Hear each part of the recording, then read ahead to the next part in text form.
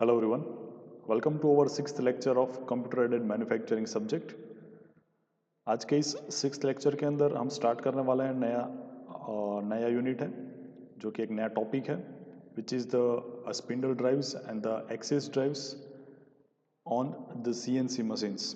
यानी कि किस तरीके से स्पिंडल ड्राइव होता है और किस तरीके से एक्सिस ड्राइव होता है उसके बारे में हम यहाँ पे बात करेंगे।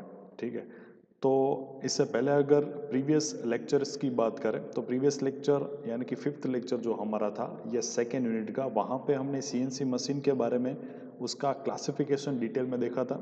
जहाँ पे सबसे पहला क्लासिफिकेशन था based on the orientation of machine spindle. By that orientation it classified the CNC machine in VMC machine, HMC machine and then UMC machine, vertical machining center, horizontal machining center and universal machining center। उसके बाद हमने second classification जो था हमारा जो था motion के ऊपर से बेस्ड ऑन मोशन टाइप, वहाँ पे हमने देखा था point two point system and contouring system यानी कि जिसको कंटिन्यूस पाथ सिस्टम भी बोला जाता है। थर्ड हमने वहाँ पे क्लासिफिकेशन देखा था कंट्रोल लूप वाइज, वहाँ पे था फर्स्ट वन जो था ओपन लूप कंट्रोल सिस्टम, दूसरा था हमारा क्लोज लूप कंट्रोल सिस्टम।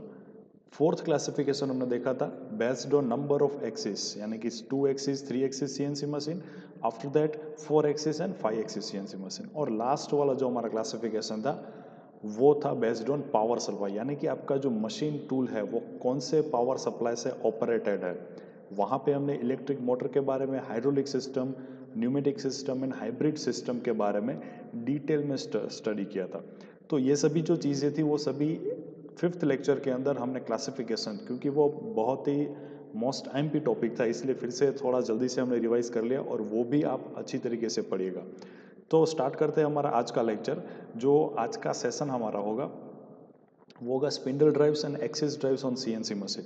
ठीक है, तो क्या होता है spindle drive and axis drive उसके ऊपर देखते हैं। फर्स्ट ऑफ ऑल सबसे पहली चीज़ है हमारी स्पिंडल ड्राइव यानी कि CNC मशीन का जो आप यहाँ पे स्पिंडल जो देख रहे हो, जिसके ऊपर आप मान लेते हैं वर्क पीस आपने यहाँ पे माउंट किया है। ठीक है, तो ये पूरा हमारा चक जो स्पिंडल के ऊपर माउंट होता है वो स्पिंडल किस तरीके से ड्राइव होता है उसके बारे में बात करते हैं। Spindle drive the CNC machines which requires a large variation in a cutting speed।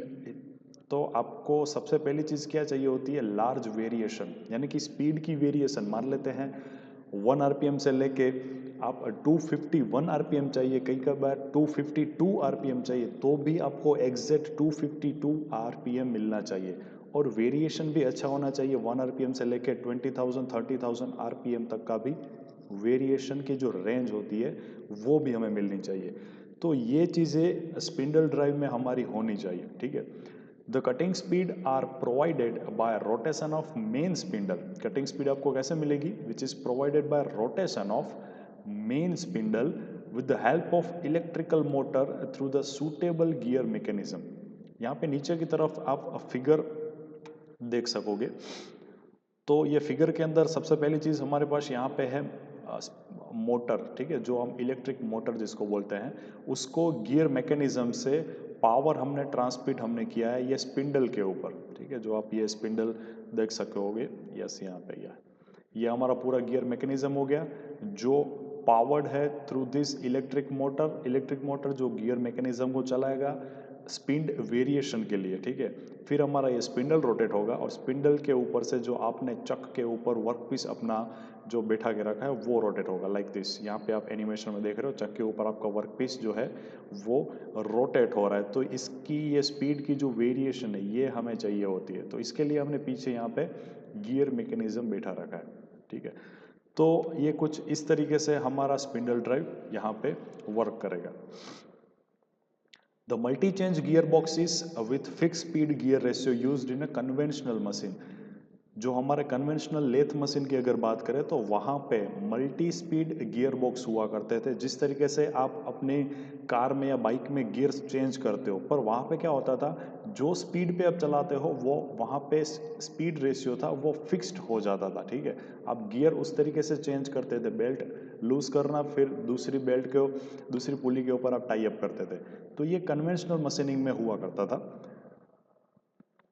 जो CNC मशीन टूल के अंदर अच्छी तरीके से सूटेबल नहीं होता, क्योंकि यहाँ पे हमें मान लेते हैं 2 गियर ड्राइव हो जाती है, तो वो दोनों गियर ड्राइव के अगर बीच में आपको कोई स्पीड चाहिए तो वो आप वहाँ पे अचीव नहीं कर सकते थे। ठीक है, तो 2 गियर है, एक छोटा गियर है, एक बड़ा गियर है, दोनों में से जो आपको आउटपुट मिलेगा एज आरपीएम तो वो अलग अलग मिलेगा। तो कन्वेंशनल मशीन में किस तरीके से हुआ करता था, वहाँ पे ये स्टेप बाय स्टेप हमने गियर्स रखे हुए थे, तो वो गियर रेशियो की वजह से आपको अलग अलग स्पीड वहाँ पे मिलती थी। पर अब सीएनसी मशीन में इस तरीके के कोई गियर बॉक्स नहीं होते हैं, वहाँ पे इलेक्ट्रिक मोटर के थ्रू चेंज कर सकते हो, अगर आपके पास डीसी है तो, मोटर डीसी मोटर है तो, और वहाँ पे एक और गियर मैकेनिज्म अरेंजमेंट जो रखा होता है जिससे आप स्पीड वेरिएशन बहुत लंबा ले सकते हो। ठीक है, the spindle drive are use to provide angular motion to the cutting tool. जैसे कि आप यहाँ पे देख रहे हो कटिंग टूल के साथ भी कर सकते हैं, पर यहाँ पे जो लिखा हुआ है फिगर के अंदर ये वर्क पीस के साथ है। अगर हम मिलिंग की बात करें, मिलिंग मशीन यहाँ पे जो है वो सीएनसी टर्निंग सेंटर है जिसको आप लेथ बोल सकते हो। तो ये एंगुलर मोशन कटिंग टूल्स वो भी हम दे सकते हैं जिसको आप स्पिंडल ड्राइव वहाँ पे भी बोल सकते हो। ठीक है, कहाँ पे, सीएनसी मिलिंग की बात करें तो यहाँ पे हमें कंपोनेंट्स दिए गए हैं, जो आप कंपोनेंट्स ये फिगर के अंदर देख सकते हो। यहाँ पे हमें स्पिंडल जो रोटेट करवाना होता है, चक के अंदर आपका वर्क पीस माउंट किया हुआ है, तो हमारे यहाँ पे वर्क पीस रोटेट होगा, इसलिए ये टर्निंग सेंटर वाली एक डायग्राम है। तो ये ड्राइव क्या कर सकती है, so this drive are essentially required to maintain speed, यानी कि सीएनसी मशीन की बात कर रहे हैं, which is required to maintain speed accurately within the power band which will enable the machining of a variety of materials. आपको variety of materials को भी आप मशीनिंग कर सकते हो हाई स्पीड लो स्पीड से, with the variation in a material hardness. The speed ranges can be from 10 to the 20,000 RPM. The machine tools mostly employed the DC spindle drives. अगर speed को control करना होता है आपको, तो वहाँ पे आप सर्वो मोटर यूज़ करते हो, और डीसी सर्वो मोटर आप यूज़ करते हो, तो वहाँ पे ये अच्छी तरीके से इजीली आप कंट्रोल कर सकते हो। तो ये हमारा था स्पिंडल ड्राइव के बारे में। ये क्वेश्चन हमें 1 से 2 बार एग्जामिनेशन में पूछा गया है, सीएनसी मशीन के स्पिंडल ड्राइव के बारे में समझाइए। तो आपको क्या करना होता है, वहाँ पे ये आपको ब्लॉक डायग्राम ये वाला आपको ड्रॉ करना है, पूरा ब्लॉक डायग्राम, और स्पिंडल ड्राइव के बारे में आपको वहाँ पे समझाना होता है। अगर आपके पास सीएनसी टर्निंग सेंटर है तो वहाँ पे वर्क पीस रोटेट होगा, अगर आपके पास सीएनसी मिलिंग सेंटर है तो वहाँ पे वर्क पीस स्टेडी रहेगा और टूल रोटेट आपका होगा। तो दोनों जगह ये स्पिंडल ड्राइव यूज़ होती है। स्पिंडल ड्राइव के पीछे की तरफ गियर मैकेनिज्म होती है, और वो गियर मैकेनिज्म इलेक्ट्रिक मोटर से, हाइड्रोलिक मोटर से पावर्ड होती है। ठीक है, तो ये हो जाता है हमारा स्पिंडल ड्राइव के बारे में। नेक्स्ट हम देखते हैं फीड ड्राइव। फीड ड्राइव के बारे में अगर देखें तो उससे पहले ये एक यहाँ पे छोटा सा वीडियो है एनिमेशन, वो एक देख लेते हैं। तो फीड ड्राइव यहाँ पे अगर आप देखोगे तो कोई भी सिस्टम में यहाँ पे अगर जहाँ पे आप मोशन चाहिए वहाँ पे हम मोटर वहाँ पे लगा सकते हैं। ठीक है, तो यहाँ पे मान लेते हैं सर्वो मोटर हमने लगाई हुई है। सर्वो मोटर ये आप देख सकते हो, ये आ जाती है हमारी सर्वो मोटर। दो तरह की होती है, एक स्टेपर मोटर है, एक सर्वो मोटर। स्टेपर मोटर में भी फिर भी उतनी एक्यूरेसी आपको नहीं मिल रही है जितनी सर्वो मोटर में मिलती है, क्योंकि स्टेपर मोटर में जिस तरीके से रोटेशन काउंट हो गए, उसने पल्स जो रिसीव कर लिया वो उतना पूरा रोटेट तो होगा ही। तो ये हो जाती है हमारी सर्वो मोटर। सर्वो मोटर के अंदर आपको ये सर्वो मोटर, क्योंकि हमारी ये फीड ड्राइव होती है, वहाँ पे हम यूज़ करते हैं। तो ये सर्वो मोटर का आप यूज़ करते हैं। ये ब्लॉक डायग्राम आप साइड में देख रहे हो, ब्लॉक डायग्राम में यहाँ पे है हमारी ये फीड मोटर, मान लेते हैं यही ये सर्वो मोटर है जो आप साइड में ये वीडियो में देख रहे हो, वही यहाँ पे सर्वो मोटर हमने लगाई हुई है। उसके ऊपर हमारा बॉल स्क्रू लगा हुआ है, ये यहाँ पे लीड स्क्रू जिसको आप बोल सकते हो, लीड स्क्रू है। यहाँ पे रिसर्कुलेटिंग बॉल स्क्रू होता है, ठीक है, जो रोटेट होता है ये पूरे लीड स्क्रू के अंदर। यस, यहाँ पे ये हमारा हो जाता है लीड स्क्रू। ये हमारी जो पूरी कैरेज है जो यहाँ पे रेसिप्रोकेट होगी, उसके अंदर होता है रिसर्कुलेटिंग बॉल स्क्रू, और ये हमारी हो जाती है यहाँ पे वर्क टेबल। तो वर्क टेबल को मूवमेंट देने के लिए ये लीड स्क्रू को रोटेट करना होता है एग्जैक्ट एंगुलर पोजीशन पे विथ वेलोसिटी। तो वो एंगुलर पोजीशन, वो वेलोसिटी आपको ये सर्वो मोटर से मिलती है। ये मोटर जो है वो यहाँ पे सर्वो मोटर लगी होती है जो आपके लीड स्क्रू को रोटेट करेगा और उसके ऊपर से आपकी ये वर्क टेबल है जो रेसिप्रोकेट होगी। ये वर्क टेबल के नीचे यहाँ पे रिसर्कुलेटिंग बॉल स्क्रू होता है, वो मोस्ट टाइम पे टॉपिक है, वो हम नेक्स्ट लेक्चर के अंदर देखें क्या होता है रिसर्कुलेटिंग बॉल स्क्रू। पर अभी हम बात कर रहे हैं फीड ड्राइव के बारे में। तो एक होता है हमारा स्पिंडल एक्सिस वाला ड्राइव और दूसरा हमारा होता है वर्क टेबल को फीड करना। तो उसके लिए हमने ये यूज़ करते हैं हमारा सर्वो मोटर। तो सर्वो मोटर यहाँ पे थोड़ी बहुत आपको पता होनी चाहिए। हालांकि हमें डिटेल में सर्वो मोटर के बारे में कुछ नहीं पूछते, पर क्या होता है किस तरीके से वर्किंग होता है वो आपको पता होना चाहिए। यहाँ पे ये रिजोल्वर लगाया हुआ है। रिजोल्वर यानी कि एक टाइप का एनकोडर है। रिजोल्वर यूज़ करते हैं कि आपने कितनी एंगुलर मोशन दी है और कितनी स्पीड से वो रोटेट हो रहा है, तो आपको वहाँ से फीडबैक मिलेगा। रिजोल्वर से फीडबैक मिलेगा जिसको आप एनकोडर भी बोल सकते हो। One kind of feedback device है। स्टेपर मोटर में आपको फीडबैक डिवाइस नहीं मिल सकती है। सर्वो मोटर में आपको फीडबैक भी मिलता है कि आपने जितना रोटेशन, जितनी स्पीड आपने एंटर्ड की है वो एग्जैक्ट स्पीड या रोटेशन पे आपकी मोटर है कि नहीं। ठीक है, तो ये इसीलिए यहाँ पे रखा हुआ होता है हमारा रिजोल्वर।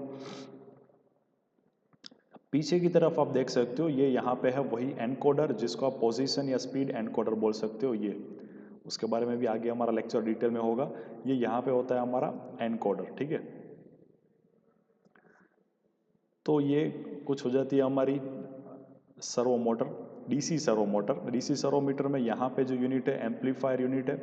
यहाँ पे आपका ये जो यूनिट है ये कंट्रोल यूनिट आपका हो जाता है जो इसकी स्पीड को पूरे कंट्रोल करता है। कंट्रोल यूनिट से कमांड जाता है यहाँ पे आपका एम्पलीफाई के अंदर। ठीक है, कंट्रोल यूनिट से कमांड जाएगा आपकी एम्पलीफाई यूनिट में और वो एम्पलीफाई होके यहाँ से ये वायर थ्रू आपको मिलेगा सर्वो मोटर के अंदर। ठीक है, तो वो जो एम्पलीफाई हुआ उस तरीके से ये रोटेशन मिलेगा और इसका भी फीडबैक जाएगा एम्पलीफाई यूनिट के अंदर। इसका भी आपको फीडबैक मिलेगा ये यहाँ से एम्पलीफाई से कि ये कितने स्पीड और वेलोसिटी से है, तो इस हिसाब से ये पूरी रोटेट होती है। तो ये कुछ इस तरीके का क्लोज लूप वर्किंग सिस्टम हो जाता है। उसी तरह ये आती है हमारी एसी सर्वो मोटर। वो थी हमारी डीसी सर्वो मोटर, ये है हमारी एसी सर्वो मोटर जहाँ पे आपको ये बाहर की तरफ जो बोलते हैं स्टेटर वाइंडिंग जिसको बाहर की तरफ हम बोलेंगे, और अंदर का जो ये रोटेट हो रहा है जिसको हम बोलते हैं रोटर, इसके ऊपर वाइंडिंग होती है, रोटर वाइंडिंग होती है। ठीक है, एंड की तरफ ये फीडबैक सेंसर जो हमने देखा था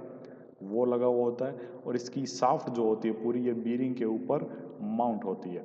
ठीक है, तो कुछ इस तरीके से रोटेट होगा आपके एसी मोटर और ये इलेक्ट्रिक फील्ड से पूरी रोटेट हो रही है आपकी एसी सर्वो मोटर।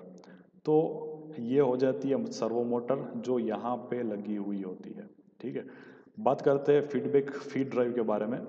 तो जैसे अभी हमने समझा उसी हिसाब से सभी सीएनसी मशीन सर्वो मोटर से कंट्रोल होती है क्योंकि हमें वहाँ पे प्रिसाइज मोशन चाहिए, एक्यूरेट मोशन चाहिए होती है, इसलिए हमें वहाँ पे सर्वो मोटर चाहिए होती है सभी फील्ड ड्राइव के अंदर। The movement along the different axis it's mean the X Y and Z, सभी एक्सिस को ड्राइव करने के लिए सर्वो मोटर वहाँ पे इंडिविजुअल सर्वो मोटर होगी। The different axis is required either the move the cutting tool और the work material to the desired position. Cutting tool को मूव करना है या वर्क मटेरियल को आपको मूव करना है, उसके लिए स्पेसिफिक सर्वो मोटर लगी हुई होती है। The principle of working of stepper motor, अगर यहाँ पे हम स्टेपर मोटर की बात करें तो वहाँ पे क्या होता है, जैसे हम पता है कि एक सिग्नल रिसीव करेगा, वो पल्स रिसीव करेगा और वही के उसी के हिसाब से कंट्रोल यूनिट आपको सिग्नल भेजेगा और उतना ही पूरा रोटेट होगा आपका स्टेपर मोटर। तो वो एक यहाँ पे ड्रॉबैक रह जाता है कि स्टेपर मोटर में एग्जैक्ट एक्यूरेट आपको ना भी मिले और वो वहाँ से फीडबैक भी आपको नहीं मिलता रिटर्न में। तो ये जो सर्वो मोटर हो जाती है वो आपका काइंड ऑफ फीडबैक भी देगी। वहाँ पे फीडबैक सेंसर, रिजोल्वर रखा हुआ है, एनकोडर रखा हुआ होता है जिसको एनकोडर बोलते हैं, जो पोजीशन और वेलोसिटी आपको फीडबैक दे सकती है।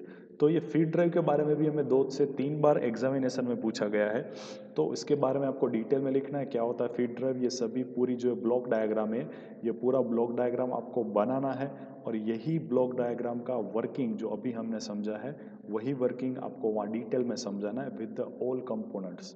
ओके, तो ये ब्लॉक डायग्राम आपको वहाँ पे बनाना होगा। सर्वो मोटर का एक और यहाँ पे वीडियो एक दे रखा है, वो देख लेते हैं कि इसके अंदर हमें क्या पता चल रहा है। तो ये यहाँ पे थोड़े बहुत एप्लीकेशंस दे रखे हैं सर्वो मोटर के लिए। रोबोटिक व्हीकल्स है, multi cutting and the forming machining के लिए है, एंटेना पोजिशनिंग के लिए, पोजिशनिंग सिस्टम के लिए आप यूज़ कर सकते हो। ठीक है, ये रोबोटिक व्हीकल आप देख रहे हो, सभी जगह आप सर्वो मोटर यूज़ कर सकते हो। तो ये सभी एप्लीकेशंस हो जाती है सर्वो मोटर की। और यहाँ पे है सर्वो मोटर, जो एसी सर्वो मोटर और डीसी सर्वो मोटर दोनों होते हैं। तो आप यहाँ पे देख सकते हो सर्वो मोटर के अंदर ये काइंड ऑफ हमारा वर्किंग टेबल समझिए। कंट्रोलर मोटर हो जाती है, मोटर की मेन शाफ्ट, और ये हमारा एम्पलीफायर यूनिट, और यहाँ पे जो है वो सेंसर यूनिट, फीडबैक लेने के लिए सेंसर। तो जितना आप फीडबैक, जितना आप कमांड दे रहे हो उतनी ही टेबल आपकी रेसिप्रोकेट होगी। ठीक है, वो सेंस करेगी यहाँ सेंसर से और रिटर्न चली जाएगी यहाँ पे एम्पलीफायर यूनिट के अंदर। ठीक है, एम्पलीफायर यूनिट उसको कंट्रोल करेगा और फिर से वो कमांड देके एग्जैक्ट पोजीशन में आपको वहाँ से मिल पाएगी। तो ये कुछ इस तरीके से हमारी सर्वो मोटर जो वर्क करती है। एसी सर्वो मोटर और डीसी सर्वो मोटर दोनों अवेलेबल होती है। एसी सर्वो मोटर, यहाँ पे सर्वो मोटर का क्लासिफिकेशन दे रखा है। एक होता है एसी डीसी, दूसरी आप ले सकते हो ब्रश्ड मोटर और ब्रशलेस मोटर। ब्रश मोटर यानी कि वहाँ पे कार्बन ब्रशेस होते हैं, जो एक कन्वेंशनल आप सर्वो मोटर बोल सकते हो। पर अभी जो मार्केट में अवेलेबल है वो ब्रशलेस मोटर भी अवेलेबल है। हालांकि ब्रशलेस मोटर थोड़ी बहुत कॉस्टली होती है, पर उसका मेंटेनेंस भी कम है और वो एक्यूरेट पोजीशनिंग आपको दिखाएगी। ठीक है, दूसरी होती है सिंक्रोनस एंड एसिंक्रोनस, जिससे स्टेटर और रोटर की एग्जैक्ट स्पीड होगी तो वो सिंक्रोनस मोटर हो जाएगी। एसिंक्रोनस मोटर के अंदर स्टेटर और रोटर की स्पीड अलग अलग होती है। ठीक है, तो ये डिटेल में वीडियो पूरा यहाँ पे हमें दिखाया हुआ है किस तरीके से ब्रशलेस, यस यहाँ पे आप देख सकते हो। यहाँ पे ये कार्बन ब्रशेस लगे हुए, आप ये 4 ब्रशेस देख रहे हो, कार्बन ब्रशेस यहाँ पे लगे हुए। जिस तरीके से ये बहुत टाइम के लिए चलने के बाद ये ब्रशेस घिस जाते हैं पूरी तरीके से, और फिर आपको वहाँ से नए ब्रश डालने होते हैं जो स्प्रिंग के ऊपर माउंट किए होते हैं। ठीक है, और ये है हमारी ब्रशलेस। तो यहाँ पे आपको ब्रश नहीं दिख रहे, यहाँ पे ये ब्रश आपको दिख रहे हैं। ये चीज़ आपने अल्टरनेटर के अंदर भी आपने देखी होगी, कार के अंदर जो आते हैं वहाँ पे भी ये आपने देखा होगा।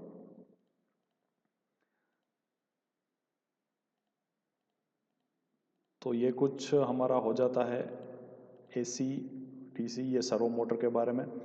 ठीक है, ये आप यहाँ पे स्पीड देख सकते हो।